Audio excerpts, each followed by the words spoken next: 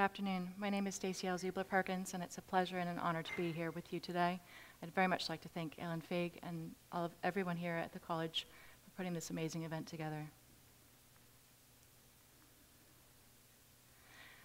I'm curious, by a show of hands, can you tell me how many people know the story about the little girl and the starfish? Just raise your hand. Wow, not that many. I'm a little surprised.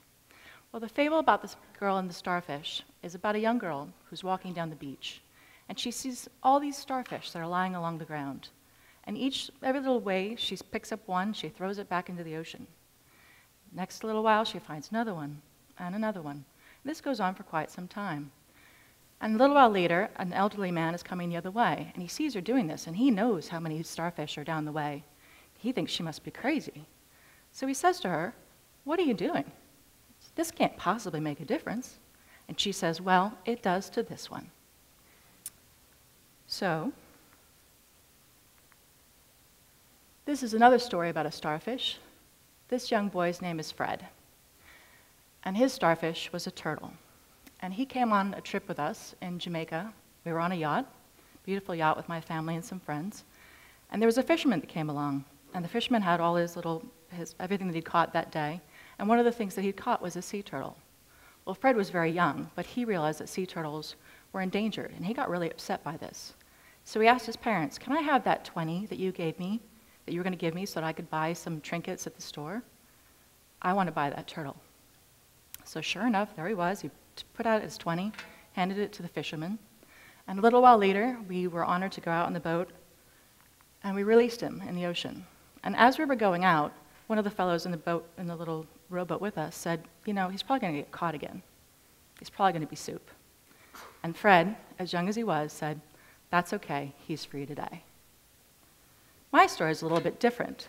It's sort of like the turtles, and it's sort of like the starfish, except for my craziness is with plastic bags. Now, I'll be the first one to tell you, if you're carrying your lunch in your purse on the subway in New York City, you want a plastic bag. If you've gone to the gym, you want a plastic bag. However, plastic bags are never biodegradable. They also are 90% of the floating marine litter in the ocean. Not only that, approximately 100,000 marine mammals and up to 1 million seabirds die every year from marine litter. Why do I tell you this story? Because I live in New York City, and I like to go to Coney Island. And the problem with that is that I don't sit there and look at the ocean. I don't sit there and listen to the waves. I walk on the beach and collect bags. And my family, some of which are in the audience, will tell you I'm a little crazy. I'll agree to that. I'll also say my parents made me crazy. Well, typical of most kids, my parents made me crazy. But the reality is they taught me to always leave the world a better place. That was pretty easy when I was little. That meant cleaning up a park, it meant planting a tree, it meant leaving flowers for a woman who didn't know who left them on her doorstep. But as I got older, it became a lot more complicated. And I went into high school, and I started studying things like war. And that was really hard. And how do you fix that? And then I started listening to President Reagan, who said we could win a nuclear war. And I thought, wow, that's really crazy. Because I've heard what happened in Japan, and I've heard what happened in Chernobyl on this very day in 1986. And that nuclear weapon doesn't just kill the people that it hits. It goes up in the air, it goes in the water. You always have it. So it became my passion to fight for peace. So what did I do? I studied Russian politics, I studied Russian language, I studied Russian culture. And when I graduated from college, I had the privilege of being a teaching assistant, and I went to the USSR. Everyone said, "You're crazy. Those people are evil. Why would you go there?" But I wanted to know, who are these people we're so ready to kill? Why would we do that? So I spent 3 months there, and I learned 2 things. The first thing that I learned was that these people were amazing. They were one of the nicest people I've ever met. And they were so similar to us. They wanted their kids to be educated. They wanted food in their bellies. They wanted a roof over their head. The other thing that I found out was men's ability to hurt men. My professor and mentor at the time, Peter Haslam, had taken us there for a reason. He was a Vietnam vet, and he truly believed that if you understood people and if you knew them, there was no way you could go to war with them. So the first thing that he did is he took us to this cemetery called the Pisgah Memorial Cemetery. And if you've ever been there, it's a very moving experience. When you first walk in, there's this little museum, smaller than the size of this room, and it has a display of several different artifacts from World War II, and specifically from the Leningrad siege. And what you'll see are various things like a piece of bread, but it's not really a piece of bread. It's sawdust with glue. That's what they ate, not to starve to death. And you'll also see a book, sort of like Anne Frank's diary, and it shows, my aunt died today, my mother died today, and on until the last page is blank.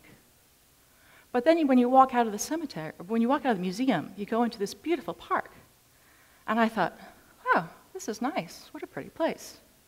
Until I realized that there were mounds in this park. 500,000 people are buried there in 186 mass graves.